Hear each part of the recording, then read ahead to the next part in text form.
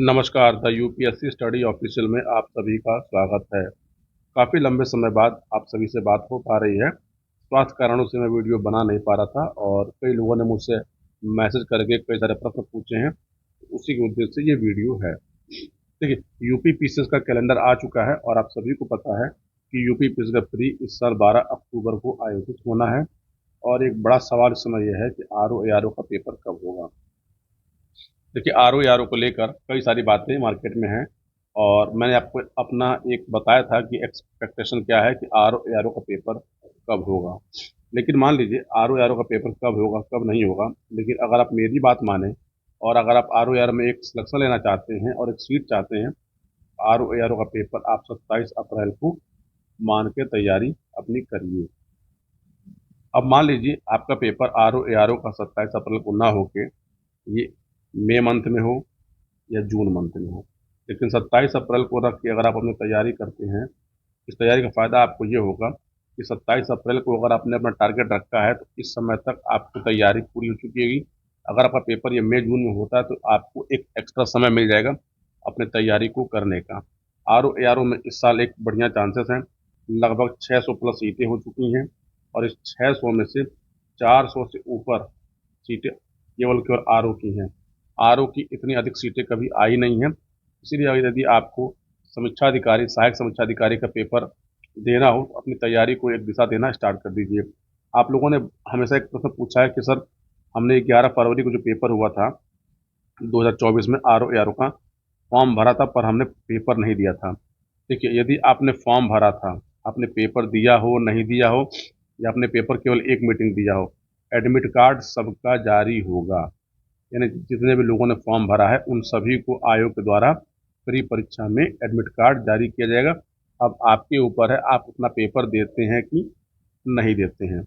अब महत्वपूर्ण ये है कि आप इस समय क्या कर रहे हैं। देखिए, मैक्सिमम लोगों की जो दशा इस समय यह है कि जिन्होंने यूपी पीसीएस प्री 2024 दिया था और वो कट ऑफ से डाउट में है, मतलब उनको ये डाउट है कि पता नहीं प्री होगा कि नहीं होगा।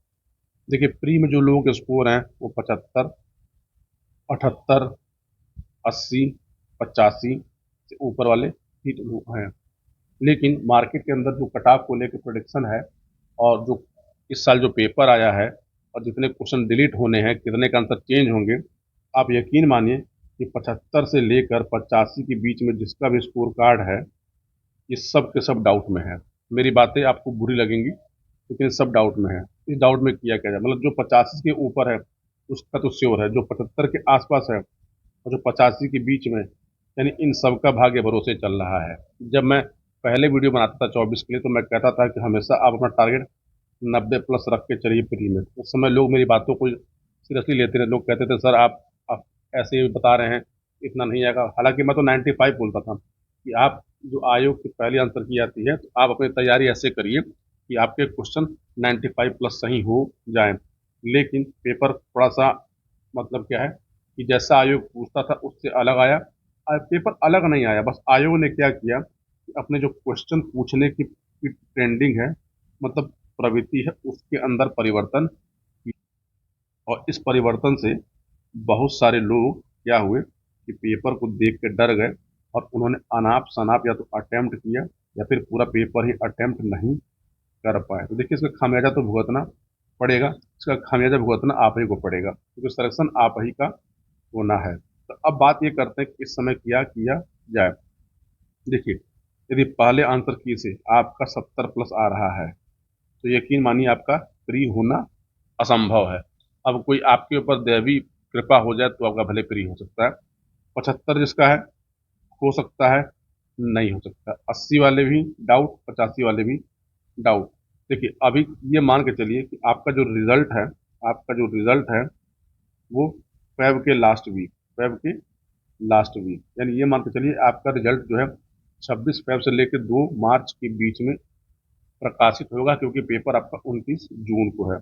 और कुंभ मेले की वजह से आयोग के अंदर भी कोई काम नहीं हो पा रहा है, क्योंकि कर्मचारी समय पे आयोग पहुंच ही नहीं पा रहे हैं। केवल आयोग के कर्मचारी नहीं, इस समय कोई भी सरकारी विभाग जो इलाहाबाद में है वहाँ कर्मचारी इस जाम की व्यवस्था के कारण और कुंभ के कारण न समय से जा पा रहे हैं न समय से आ पा रहे हैं। तो यकीन मान के चलिए कि आपका जो पेपर है, सॉरी आपका जो रिजल्ट है वो इस समय आएगा। अब आते हैं कि यूपी पीसीएस प्री 25 के लिए और आरओ एआरओ के लिए क्या किया जाए। देखिए आरओ एआरओ के लिए मैंने आपको बताया कि आप 27 अप्रैल को मान के अपनी तैयारी शुरू करिए। अब आते हैं यूपी प्री 25 में।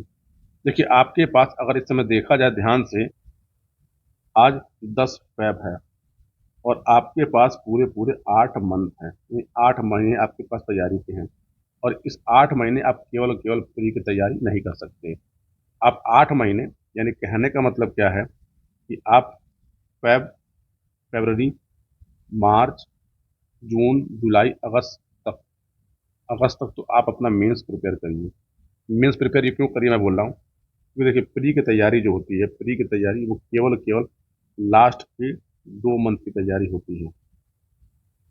और आप यदि आप अभी मेंस पढ़ेंगे तो मेंस पढ़ते समय आपके बहुत सारे प्री के कंटेंट आप पढ़ चुके रहेंगे, इसको केवल केवल आपको अंत में रिवाइज करना होगा।